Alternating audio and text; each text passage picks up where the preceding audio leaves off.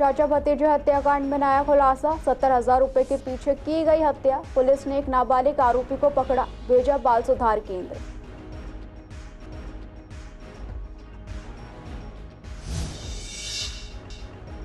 Gita colony में पटाखों से लगी आग, दमकल विभाग की टीम ने पाया आग पर काबू। मकान में रखा सारा सामान जलकर हुआ खाक।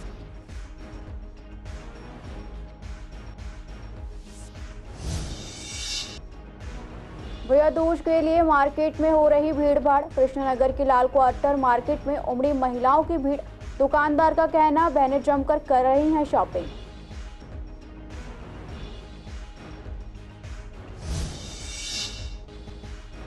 वेलकम इलाके में चली गोलियां, 2 आरोपियों ने की पत्थरबाजी और फायरिंग के बाद आरोपी मौके से हुए फरार।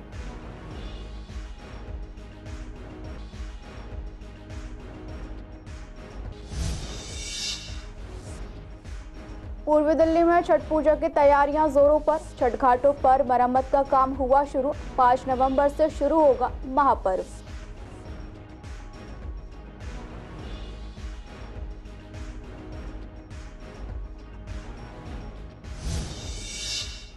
नमस्कार, सीसीएन देख रहे हैं आप। मैं हूं आपके साथ दुर्गा शर्मा। आप सभी का स्वागत है हमारे खास कार्यक्रम पूर्वी दिल्ली खास में। बुलेटिन की शुरुआत करेंगे पूर्वी दिल्ली की कुछ अहम खबरों के साथ। पूर्वी दिल्ली के बिहारी कॉलोनी इलाके में दिवाली की रात चाचा भतीजे के हत्याकांड के मामले में नई जानकारी सामने आई। बता दें, एक नाबालिग आरोपी को पुलिस ने पकड़ लिया है। शुक्रवार को पकड़ा था, जिसके बाद अब पुलिस ने उसे बाल सुधार केंद्र में भेज दिया। पुलिस दूसरे आरोपी की भी तलाश कर रही है। पुलिस मामले की हर एंगल से जांच कर रही है। मिली जानकारी के मुताबिक मृतक आकाश शर्मा ने उसे 70,000 रुपए देने का वादा किया था, लेकिन बाद में उसने राशि का भुगतान करने से इनकार कर दिया, जिसके बाद आरोपी ने आकाश से बदला लेने और आकाश की हत्या के लिए अपने दोस्त से संपर्क किया। इसके बाद इस पूरी वारदात को अंजाम दिया। गीता कॉलोनी इलाके में पटाखे की वजह से एक 2 मंजिला मकान में आग लग गई। सूचना के बाद मौके पर पहुंची 4 दमकल की टीम ने आग पर काबू पाया। इस आग में किसी के हताहत होने की खबर नहीं है, लेकिन मकान में रखा सारा सामान जलकर खाक हो गया है। दमकल अधिकारी प्रवीण कुमार ने जानकारी दी कि शुक्रवार रात 10:10 पर गीता कॉलोनी इलाके में आग लगने की सूचना मिली। सूचना मिलते ही अलग अलग दमकल केंद्रों से 4 फायर टेंडर को मौके पर भेजा गया। आग 2 मंजिला इमारत में लगी थी। ग्राउंड फ्लोर पर ऑफिस बनाया हुआ था, जबकि पहली मंजिल पर प्लास्टिक के सामान का गोदाम था। तकरीबन 45 मिनट की मशक्कत के बाद आग पर काबू पा लिया गया। इस आग में किसी के हताहत होने की खबर नहीं है। वहीं स्थानीय लोगों ने बताया कि आग की लपटें बहुत तेज थी। गलियों और सड़कों पर गाड़ियां पार्क होने की वजह से फायर टेंडर को आने में काफ़ी मशक्कत करनी पड़ी, लेकिन इसके बावजूद फायर टेंडर ने काफ़ी तेज़ी दिखाते हुए आग को फैलने से पहले ही काबू कर लिया। पुलिस ने मुकदमा दर्ज कर जाँच शुरू कर दी है। पूर्वी दिल्ली के बाजार भाई दूज को लेकर खासी रौनक में है। मार्केट में खासतौर पर महिलाएं सामान खरीदते हुए नजर आ रही हैं। दुकानों पर भैया दूज के लिए जरूरी सामान जैसे कि लाई, चूड़ा, गट्टा, मिठाई, चना और मिट्टी के बर्तन खरीदने का सिलसिला जोरों पर है। इसी कड़ी में सीसीएन संवाददाता ने पूर्वी दिल्ली के कृष्णनगर लाल क्वार्टर मार्केट का जायजा लिया। मार्केट में त्योहारों की रौनक बरकरार है। रविवार के दिन भाई दूज है, ऐसे में लोग दिवाली के बाद भी बाजारों में खरीदारी के लिए पहुंच रहे हैं, जिस वजह से बाजारों में काफी भीड़ देखने को मिल रही है। इसको लेकर सीसीएन संवाददाता ने दुकानदारों से बात की। दुकानदार ने बताया कि व्यापार बहुत अच्छा चल रहा है और कल भाई दूज है, इसलिए सभी बहनें और भाई मार्केट में पहुंचकर जमकर शॉपिंग करते हुए नजर आए। आपको बता दें, कृष्णनगर लाल क्वार्टर मार्केट में लोगों को सबसे ज्यादा परेशानी पार्किंग को लेकर हो रही है। दुकानदार का कहना है कि ग्राहकों को पार्किंग की सुविधा उपलब्ध होगी तो यहाँ पर जाम जैसी स्थिति नहीं रहेगी। बहुत अच्छी खासी भीड़ देखने को मिल रही है। बहनें जो हैं, बहनों में एक अलग ही उत्साह है, बहुत ही आनंद आ रहा है बहनों को। और हम देख पा रहे हैं कि सब ने बहुत अच्छी से खरीदारी करी है। माताओं बहनों ने सबने अपने लिए चूड़ियाँ, नए वस्त्र, अपने चप्पले, आभूषण, जैसे कि मैं अभी पीछे डाटा देख रहा था, कई हजार करोड़ रुपए का गोल्ड बिका हिंदुस्तान के अंदर। इसीलिए हमारे हिंदुस्तान को सोने की चिड़िया बोला जाता है। तो किस तरीके से देख रहे हैं सर, क्योंकि लगातार तो क्या व्यापार में भी इजाफा होगा? बिल्कुल ही व्यापार में इजाफा हो रहा है। अगर आप आज का ही डाटा देख लें तो आज भी जीएसटी का एक रिकॉर्ड कलेक्शन हुआ है कि जीएसटी खूब अच्छा कलेक्ट किया जा रहा है। इससे हमें पता लगता है कि हमारा जो हिंदुस्तानी है वो एक नंबर में काम करता है, गवर्नमेंट को टैक्स भी देता है और काम भी करता है। वो किसी भी तरीके की टैक्स की चोरी नहीं करता और बहुत अच्छे से कार्य करता है। पूर्वी दिल्ली के वेलकम थाना इलाके में फायरिंग का मामला सामने आया है। बता दें, वह थाना वेलकम में शुक्रवार के दिन इलाके में फायरिंग की पीसीआर कॉल मिली। शिकायतकर्ता अकरम ने बताया कि फैजान उर्फ कालिया, इरफान और भूरा नाम के 3 लड़के उसके घर पर पहुंचे, उसे गाली देने लगे। जब शिकायतकर्ता ने खिड़की से बाहर देखा तो फैजान उर्फ कालिया ने उस पर बंदूक से गोली चला दी और बाकी 2 आरोपियों ने पत्थरबाजी शुरू कर दी। इसके बाद वो सभी मौके से भाग गए। फिलहाल पुलिस मामले में आगे की जांच कर रही है। 5 नवंबर से शुरू होने वाली छठ पूजा के लिए दिल्ली के सभी घाटों पर तैयारियां जोरों पर है। घाटों पर छठ पूजा समितियों के पदाधिकारी और जनप्रतिनिधि सभी व्यवस्थाओं को पूरा करने में जुटे हैं ताकि छठ व्रतियों की किसी भी तरह की उन्हें असुविधा ना हो। तैयारियों में एक बड़ी समस्या पानी को लेकर है, इसलिए समितियां अपने स्तर पर पानी उपलब्ध कराने पर विचार कर रही हैं। वहीं झिलमिल इलाके में बन रहे छठ घाटों की तैयारियों की बात करें तो यहां पर घाटों की मरम्मत का काम शुरू कर दिया गया है। यहां पर कर्मचारी भी साफ सफाई करने में जुटे हुए हैं। समिति मेंबर्स 5 तारीख तक सारा काम पूरा करने की बात कह रहे हैं। बता दें, छठ एक बहुत ही बड़ा लोक पर्व है, इसलिए दिल्ली सरकार और पूर्वांचल की समितियां मिलकर घाटों का निर्माण कराती हैं। इसके साथ ही व्रती महिलाओं के लिए सारी सुविधाओं को उपलब्ध कराने के साथ साथ सुरक्षा का भी पुख्ता इंतजाम किया जाता है। शुरुआत हो चुकी है, हमारा तीसरा दिन है आज। तो आज तीसरा दिन चल रही है काम। और जो पानी वगैरह जैसे पूछ रहे हैं आप, तो पानी का जो भरने का जो काम है वो 7 तारीख की सुबह से होती है। हम अभी देखिए आपके सामने है, पेंटिंग हो रही है, ये सब उसके बाद रंग पेंट होने के बाद ही होगा। साफ सफाई भी कई दिनों से चालू है। उसमें पानी का सहायता मिलता है और थोड़ा बहुत जो थोड़ा बहुत होता है टेंट पेंट का सहायता मिलता है, बाकी कुछ नहीं मिलता है। हम लोग सारे कुछ अपने पल्ले से करते हैं, चंदा करके करते हैं। हाँ, सफाई वगैरह की व्यवस्था सब हाँ होती है, वो सफाई सब सरकारी की तरफ से होती है। मरम्मत होती है मैम हर साल होती है, काफ़ी टाइम से काम चल रहा है। 15 साल लगभग हो गया इस चीज़ को। मैडम हज़ारों की तादाद में लोग आते हैं यहाँ पे, करवाते हैं। यहाँ भी बनता है और सामने भी पूरे इस एरिया में भी बनता है। सारा कुछ कराते हैं और जितने वो हमारे कार्यकर्ता हैं सबको तसल्लीपूर्वक पूजा करवाते हैं। ऐसे नहीं कोई भगदड़ नहीं बसती है, सब तसल्लीपूर्वक होता है। देखिए, ये जो घाट है विश्वास नगर CBD ग्राउंड का घाट, ये जमुना पार का सबसे बड़ा घाट है। जिस तरह से पिछली बार भी देखा होगा, हजारों की संख्या होती है। अब और उस समय की तैयारी से हमें सीख मिला कि और उससे बेहतर कैसे करें। उसको देखते हुए हमने 20-15 दिन पहले से इसमें लग गए और ये चारों घाट पूरी तरह से तैयार है। चौथा में अभी थोड़ी सी और फिनिशिंग चल रही है। 3 में पानी आना शुरू हो गया है। जो श्रद्धालु हैं उनको बैठने की व्यवस्था, उनको स्वच्छ पानी कैसे भी उपलब्ध हो उसकी हम लोग व्यवस्था में लगे हुए हैं। इसके बाद जो पूर्वांचल जो संस्कृति है इसका भी ख्याल रखते हुए पूर्वांचल जो भोजपुरी जो कलाकार वगैरह हैं उस तरह का जो सांस्कृतिक कार्यक्रम होगा उसका भी हम लोगों ने ध्यान रखा हुआ। देखो जी, वो लगभग तैयारी हो गया है। कहा तो है कि आज शाम तक हो जाएगा, पर भीड़ को देखते हुए और श्रद्धालुओं की इतनी भीड़ लगती है कि इसके वजह से हमने ये करवाना बहुत ज़रूरी था। अभी पिछली साल ही मेरे ख्याल से 32,000 के आसपास गदर थे। इस बार 50,000 से भी ऊपर जाएगी अनुमान है। हाँ, तो इसको देखते हुए हम लोगों ने ये अब 15 दिन पहले लगे हुए हैं और लगभग देखिए 3 घाटों में पानी जा ही रहा है। और सबसे अब तो 6 तारीख के छोटी वाली है, 5 के नायक है, 6 के छोटी वाली है, 7 को बड़ी वाली है। ये पड़ती है मुझको 7 तारीख को पड़ेगी, शाम को 8 को सुबह। व्यवस्था तो बहुत अच्छी होती है। अभी तो हो रही, साफ सफाई हो गई है, पानी भरा रहा है, सब कुछ तो अच्छा ही है। बेदियाँ भी बन रही हैं। 6 तारीख के ना, 6 तारीख की व्यवस्था कैसी है यहाँ पे घाट की? अच्छी है। कैसी अच्छी? सही है, साफ सुथरा है। हाँ। ऐसा तो लगता कि पानी गंदा मिल रहा हो? नहीं नहीं, डर लगता है उसमें? नहीं, सब सही है। दीपावली मनाने के बाद पूर्वी दिल्ली के सभी मंदिरों में विधि विधान से गोवर्धन और अन्नकूट की पूजा की गई। परंपरा के अनुसार 56 प्रकार के व्यंजन का भोग लगाने के बाद प्रसाद के लिए निमंत्रण दिया गया। आपको बता दें, राजगढ़ और झिलमिल के मंदिरों में भी गोवर्धन भगवान की पूजा अर्चना की गई। पुजारी ने जानकारी दी कि गोवर्धन भगवान की पूजा करने से भगवान कृष्ण प्रसन्न होते हैं और लोगों पर अपनी कृपा बनाए रखते हैं। साथ ही साथ आज अन्नकूट का प्रसाद बनाया गया, जिसमें कई प्रकार के अनाज मिलाए गए हैं और प्रसाद का वितरण भी किया गया। कृष्णनगर स्थित रघुनाथ मंदिर में भी गोवर्धन पूजा का आयोजन किया गया। पूर्व मेयर श्याम सुंदर अग्रवाल ने गोवर्धन पूजा का आयोजन किया और प्रसाद वितरण भी। इस मौके पर सीसीएन से बात करते हुए पूर्व महापौर ने जानकारी दी कि आज के दिन गोबर द्वारा गोवर्धन भगवान की मूर्ति बनाकर सभी ने पूजा की और भगवान की परिक्रमा भी की। तो भगवान श्री कृष्ण ने कहा कि हमें तो गोवर्धन पर्वत का लगाना चाहिए, क्योंकि उन पे अनेक प्रकार की वनस्पति मिलती है, पेड़ पौधे लगे हुए हैं जिनके कारण से बारिश होती है।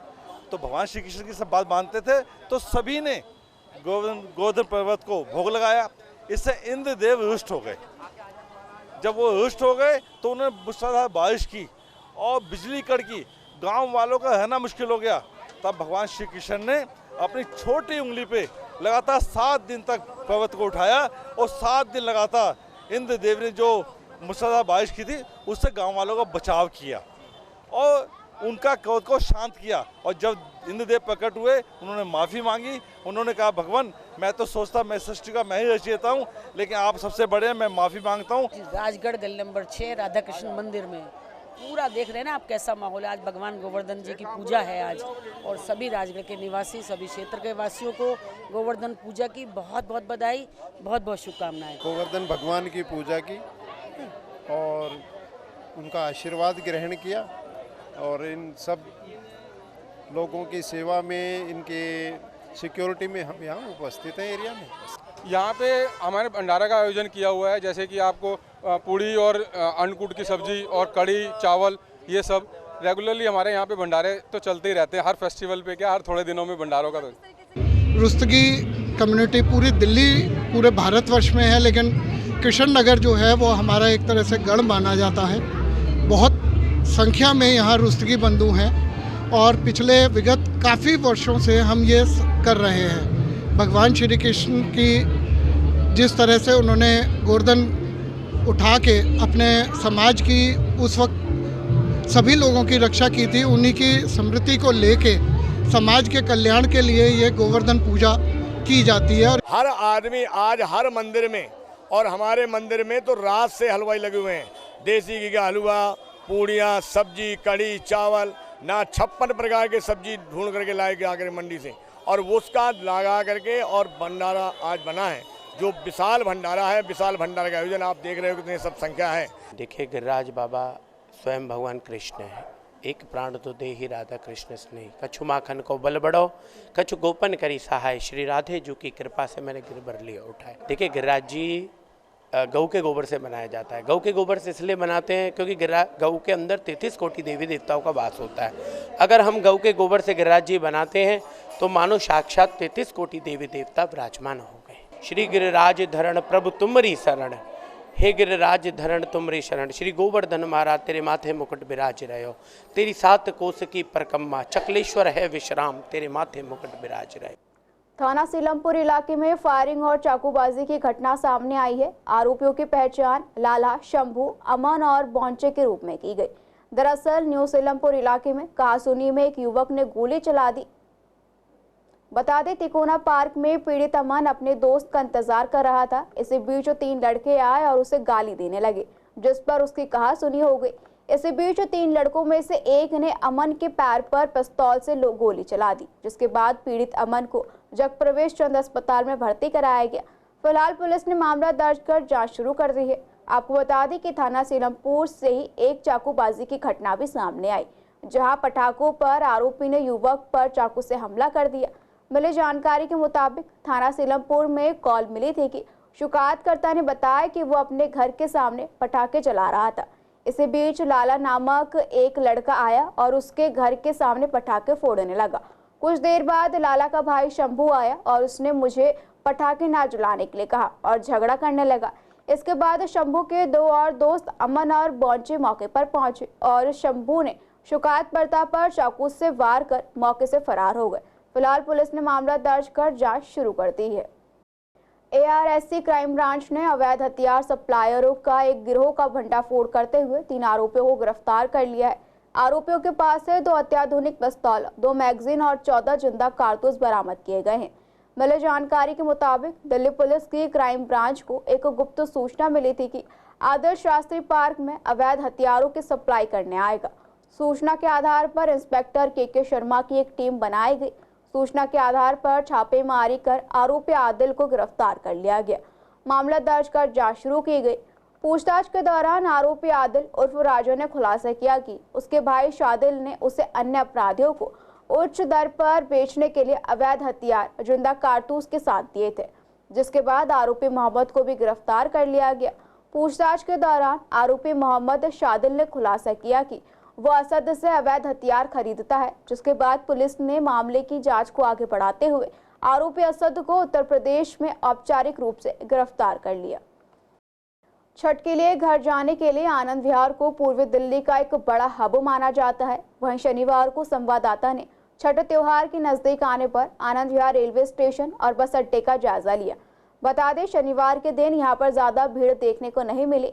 हालांकि दीपावली से पहले यहां पर इतनी ज्यादा भीड़ थी कि प्रशासन द्वारा की गई सारी व्यवस्था अस्त व्यस्त हो गई थी।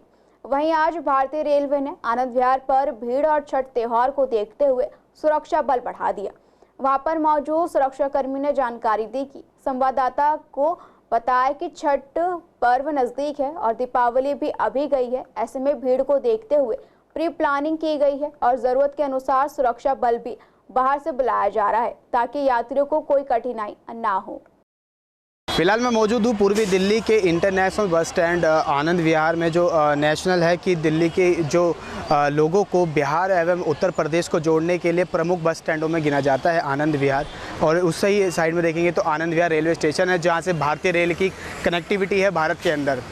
तमाम लोग आने वाले त्योहारों को लेकर, अब मुख्य रूप से बात की जाए, दिवाली अभी बीती है और अब छठ पूजा आने को है और दिल्ली में प्रवासी बहुत बिहार और यूपी से आते हैं जो यहाँ पे काम करते हैं एवं त्यौहार मनाने के लिए इसी प्लेटफॉर्म कह सकते हैं कि जो बस और ट्रेन का इस्तेमाल करते हैं, यहाँ से जाते हैं। आप देख सकते हैं कितना से कि लोग अपने त्योहारों को मनाने के लिए अपने गंतव्य स्थान पर जाने के लिए बैगों के द्वारा अपने घरों से आ रहे हैं और अपने ट्रेन अपने बस के दौरान जो टाइम है उसके हिसाब से भी लोग इस टाइम पे आ रहे हैं। बसें भी अंदर जा रही हैं अपने यात्रियों को लेने के लिए, रिसीव करने के लिए। कहीं ना कहीं जाना जाता है कि अभी कुछ जो कल का दिन बीता है, भाई दूज का आज दिन है और कल का जो दिन बीता है दिवाली का, उसको देखते हुए, धनतेरस को देखते हुए यहाँ पे काफ़ी भीड़ भड़क्का था। उससे इस बार रेलवे पुलिस भी चौकन्नी हो चुकी है और उन्हें अपनी सुरक्षा कर्मियों की आउटर फोर्स भी बुलाकर यहाँ आनंद विहार पे तैनात की है।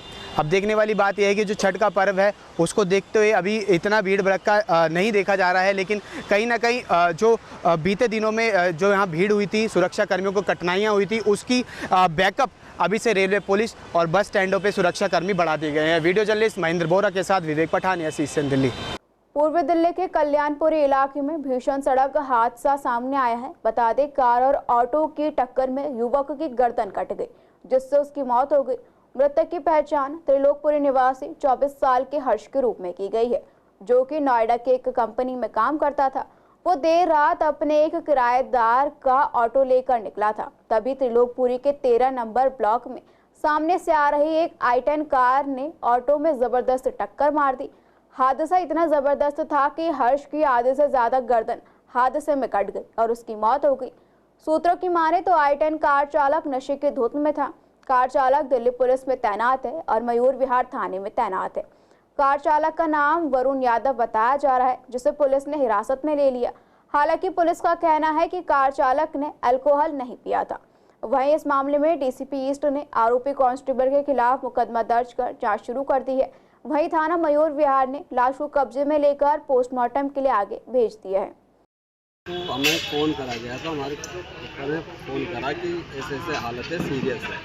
तो हम सीधा लाल बहादुर आए, यहाँ पे उन्होंने बताया कि इसकी डेथ हो गई। अब ये बता रहे थे कि एक्सीडेंट हुआ है, मगर जो डॉक्टर बता रहे हैं कि इसका कोई धारदार चीज़ से गला कटा है। नाम तो उसका हर्ष था और 24-25 साल उम्र है। जी, कल रात को LBS हॉस्पिटल में एक व्यक्ति गंभीर हालत में एडमिट हुआ था। उनका नाम हर्ष सन ऑफ राकेश था, जो कि त्रिलोकपुरी के रहने वाले थे, 32 ब्लॉक के। 24 साल इनकी उम्र थी। ये ऑटो चालक थे। इनका एक हेड ऑन कोलिजन में एक Hyundai i10 गाड़ी के साथ एक्सीडेंट हुआ, जिसमें कि अनफॉर्चुनेटली विंडस्क्रीन से टकरा के इनको चोट लगी और LBS में भर्ती कराया गया। हमने इमीडिएटली हालात देखते हुए वहाँ पे एक रोड ट्रैफिक एक्सीडेंट का केस रजिस्टर कर लिया था और इसकी इन्वेस्टिगेशन टेकअप कर ली थी। मौके पे हमें जो 2 गाड़ियाँ थी एक्सीडेंट में, वो 2 गाड़ियाँ भी रिकवर हो गई थी और Hyundai i10 के जो चालक थे वो भी वहीं पे मौके पे ही खड़े मिले थे। He was a serving constable in Delhi Police itself in PS Mayur Vihar and उनको वहीं से हमने इन्वेस्टिगेशन ज्वाइन करवा ली थी और अरेस्ट कर लिया था। छठ पूजा से पहले यमुना में जहरीला झाग, प्रदूषण और उससे होने वाले खतरे को लेकर दिल्ली में रहने वाले लोगों की चिंता बढ़ा दी है। शुक्रवार को कालिंदी कुंज इलाके में यमुना नदी में जहरीला झाग तैरता हुआ नजर आया। अब दिल्ली के आम लोग और राजनीतिक नेताओं ने प्रदूषण की रोकथाम के लिए सरकारी कोशिशों के नाकामी के खिलाफ आवाज उठाई। यमुना में सफाई का मुद्दा भी उठाया गया। इसे लेकर शादरा से बीजेपी नेता जय भगवान गोयल ने प्रेस कॉन्फ्रेंस की और यमुना की सफाई का मुद्दा उठाया। ऐसी बहुत सी सीवर की अव्यवस्थित है, यहाँ सफाई भी ना के बराबर होती है। पहले इनके पास नगर निगम नहीं था, हमारे पास नगर निगम आ जाए हम ये कर देंगे वो कर देंगे, कुछ नहीं हुआ। तो ऐसी अव्यवस्थाएं हैं जो ठीक करनी है। खास करके जो हमारे सीनियर सिटीजन बुजुर्ग हैं उनके लिए बहुत कुछ करने की जरूरत है। जो हमारी बहन बेटियां काम धंधे पे जाती हैं उनके लिए बहुत कुछ करने की जरूरत है। ऐसे बहुत से हमारी बहनें हैं, हमारी माताएं हैं जो काम धंधे पे जाती हैं, उनके लिए रुकने का, ठहरने का कोई इंतजाम नहीं है। तो अगर हमें मौका मिलता है आप सबके आशीर्वाद से, ऐसी कोई व्यवस्था करेंगे जो काम धंधे वाली हमारी बहन बेटियां हैं उनका अच्छा एक हॉस्टल नुमा, एक आश्रम नुमा स्थान बनाए जहाँ के वो रह सके सुरक्षा के साथ, उनको अच्छा भोजन मिल सके और अपना परिवार का पालन पोषण करने में वो अपना योगदान दे सके। त्योहारों के सीजन में लोग जहां घरों की सफाई में व्यस्त रहे, वहीं नगर निगम के कर्मचारियों ने इससे दूरी बना रखी। बता दें, कृष्णानगर के राजगढ़ में जगह जगह कूड़े का ढेर लगा हुआ है। ऐसे में स्थानीय लोगों में बीमारियों के फैलने का भी डर बना। वहीं स्थानीय लोगों का कहना है कि दीपावली से पहले इलाके में सफाई की व्यवस्था चरमराई हुई थी, लेकिन दीपावली के बाद से यहाँ सफाई तो की जा रही है, लेकिन व्यवस्था सही नहीं होने के कारण जगह जगह कूड़े के ढेर नजर आ रहे हैं। सफाई तो की जा रही है लेकिन कूड़े के ढेर नहीं उठाए जा रहे। लोगों का कहना है कि प्रशासन को इस ओर ध्यान देना चाहिए और जल्द से जल्द यहाँ पर सफाई करानी चाहिए। फिलहाल इस बुलेटिन में इतना ही। खबरों के लिए बने रहिए CCN लाइव के साथ।